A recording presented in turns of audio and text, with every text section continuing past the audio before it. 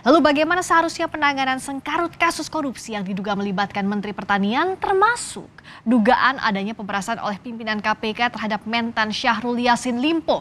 Kami bahas bersama peneliti Pusat Kajian Anti Korupsi UGM atau Pukat UGM, Zainur Rohman. Kami juga sudah mengundang perwakilan dari KPK tetapi belum bersedia hadir hingga saat ini. Selamat malam Mas Zainur. Selamat malam Mbak Friska. Kita lihat dulu dari konstruksi kasusnya, dari mulai administratifnya dulu. Sampai sekarang belum ada penetapan status tersangka yang diumumkan oleh KPK, padahal sudah beredar di mana-mana. Bahkan terakhir Menko Polhukam Mahfud MD saat diwawancara di doorstop oleh kawan-kawan media bilang bahwa sudah statusnya tersangka mentan. Apa ada yang ditutup-tutupi atau ini berhati-hati atau bagaimana Anda melihatnya, Mas? Ya Mbak Friska, memang harus kita akui di KPK sekarang ada kebiasaan baru. Penetapan tersangka akan diumumkan kepada publik setelah KPK melakukan penahanan terhadap tersangka. Apa tujuan dari kebijakan ini di masa kepemimpinan era sekarang? Tujuan KPK adalah untuk mencegah jangan sampai tersangka melarikan diri, sehingga sampai sekarang kita belum pernah dengar siapa tersangkanya. Meskipun kita dapat informasi sebenarnya sudah ada tersangka-tersangka, bahkan Ya. di informasi yang kita dengar itu ada 3 orang tersangka. Nah, Menko Polhukam mendapatkan informasi Menteri SYL sudah berstatus sebagai tersangka. Memang tentu KPK harus segera melanjutkan pemeriksaan dengan cara apa?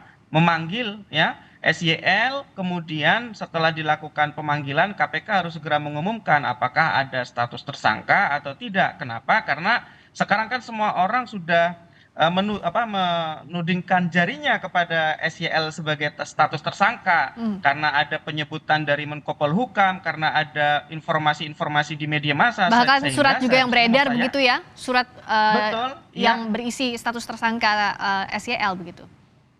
Betul Mbak Friska. Jadi ya menurut saya KPK tidak perlu lagi lah menunggu terlalu lama, sampaikan panggilan dalam waktu 3 hari, kemudian dilakukan pemeriksaan dan umumkan kepada publik apakah jadi tersangka atau tidak. Karena ini kan juga menyangkut nama baik seseorang gitu ya. Ya. Kalau memang jadi tersangka ya silakan kemudian sesuai dengan SOP di KPK lakukan penahanan. Kalau tidak dijadikan sebagai tersangka, biar publik tidak menaruh kecurigaan, prasangka kepada SYL juga Mbak Friska. Anda melihat ada pola yang tidak biasa dalam kasus ini? Karena kita tahu sejak akhir pekan lalu atau bahkan pertengahan pekan lalu kita sudah tahu ada kasus ini saat Menteri Syahrul Yassin Limpo berada di luar negeri.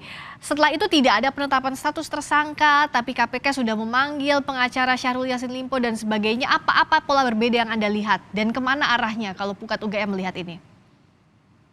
Ya karena memang kemarin penggeledahan diikuti dengan upaya paksa penyitaan itu dilakukan ketika SYL sedang berada di luar negeri gitu Ya. ya.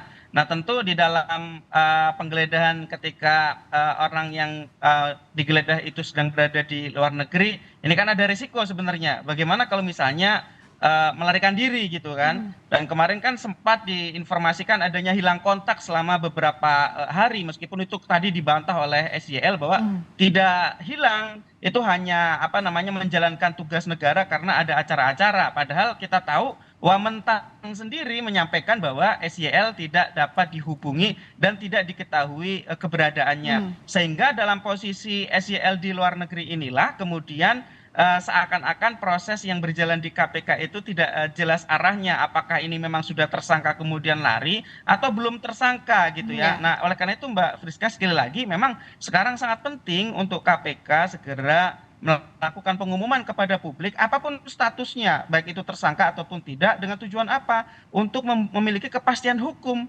Publik tidak menaruh sangka, tetapi juga publik tahu bagaimana proses penanganan perkara ini. Soal apakah ada sesuatu yang normal atau irreguler di dalam penanganan perkara ini, ya tentu di sini sekarang kita lihat ada perkembangan baru Mbak Friska, bahwa SYL justru diperiksa oleh kepolisian atas dugaan adanya tindak pidana pemerasan oleh KPK kepada SYL, oleh pimpinan KPK. Informasi yang beredar seperti itu. Nah tentu ini satu perkembangan yang menarik begitu ya. Kalau memang ada informasi seperti itu, tentu kepolisian harus profesional, mengusut secara tuntas, Dewan Pengawas juga harus turun melakukan investigasi untuk mencari kebenaran informasinya, apakah benar telah terjadi pemerasan atau tidak. Karena ini kalau benar ada pemerasan, maka ya ini sangat ironis, ya, tindak pidana korupsi berupa pemerasan kemudian berujung kepada tindak pidana korupsi berupa pemerasan lagi gitu ya. Hmm, Kan pasalnya sama-sama pasal 12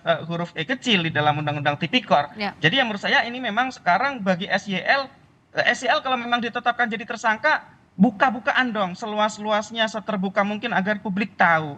Tidak Ya. ada resiko lagi kalau misalnya sudah menjadi tersangka. Sehingga ya bagi publik, kalau semua elit-elit ini saling bongkar, itu lebih menguntungkan daripada saling tutup-menutupi, Mbak Friska. Ya, soal pemerasannya dulu. Tadi diperiksa oleh Polda Metro Jaya, bahkan menyebut ada tanggal 12 Agustus 2023. Kalau Pukat UGM melihat ini apakah terkait dengan rekonstruksi perkara, bisa jadi soal pemerasannya atau masih menyusun dulu siapa-siapa saja yang terlibat?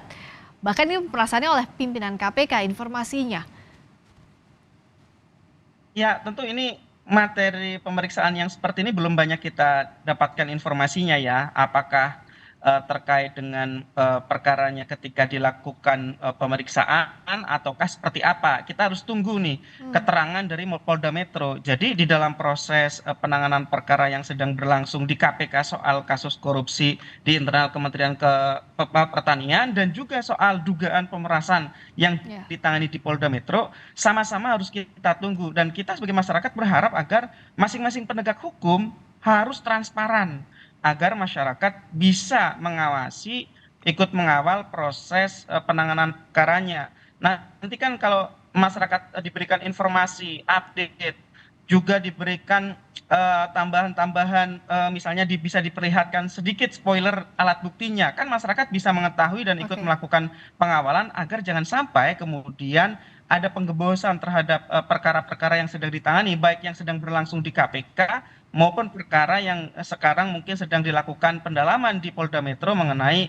dugaan adanya pemerasan yang dilakukan oleh pimpinan KPK. Apakah mungkin sih sebenarnya di KPK itu ada pemerasan, Mbak Friska? Mhm, Mungkin. Kalau soal ngomong hmm, mungkin atau tidak mungkin, sangat mungkin. oke. Sebelumnya, beberapa waktu lalu kan ada salah satu penyidik KPK, Stefanus Robin Patuju, itu menerima pemberian dari pihak-pihak yang berperkara dalam jumlah miliaran rupiah. Hmm, Jadi Stefanus Robin Patuju itu seorang penyidik KPK berasal dari institusi kepolisian yang ditempatkan di KPK, itu menjual informasi, kemudian mengiming-imingi kepada para tersangka, bahkan kepada para terdakwa bahwa dia dapat mengondisikan perkara agar tidak dinaikkan, agar tidak ya. disidik, bahkan agar tidak dituntut secara berat. Itu kemudian mendapatkan imbalan. Jadi di KPK sendiri pernah terjadi kasus korupsi jual beli Jadi perkara, bukan Mbak tidak Friska. Nah, mungkin atau saya bahkan kalau disebut-sebut pimpinan KPK bukan tidak mungkin itu bisa terjadi dan harus diusut juga begitu ya?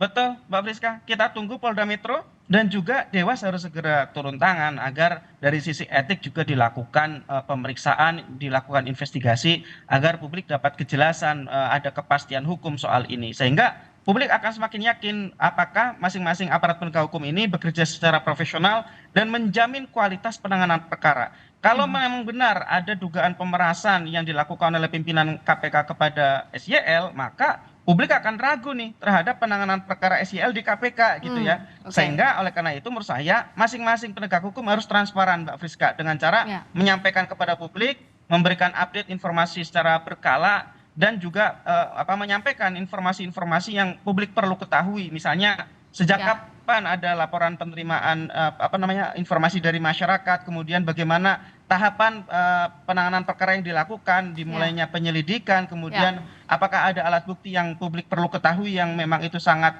menunjukkan telah terjadinya ya, tindak pidana, saya pikir itu perlu. hmm, Seperti halnya ya, ketika KPK menyampaikan mendapati ada 30 miliar mhm, uang yang diduga berhasil disita dari tempat-tempat di mana Syahrul Yassin Limpo bertempat tinggal dan juga ya, bahkan ditemukan 12 senjata api. Itu kan oke, publik bisa melihat bahwa ya mau dikatakan ada politisasi atau tidak, ini alat bukti yang menunjukkan tindak pidana ini sangat kuat, Mbak Friska, di luar oke. keterangan dari saksi-saksi, Mbak Friska. Yang jelas agar tidak jadi bola liar harus ada transparansi dan juga kepastian hukum dari masing-masing penegak hukum baik itu KPK maupun Polri untuk mengungkap kasus korupsi di Kementerian Pertanian dan dugaan pemerasan. Terima kasih Mas Zainur Rahman peneliti Pusat Kajian Anti Korupsi UGM, Pukat UGM, telah bergabung di Sapa Indonesia Terima Malam. kasih. Terima kasih.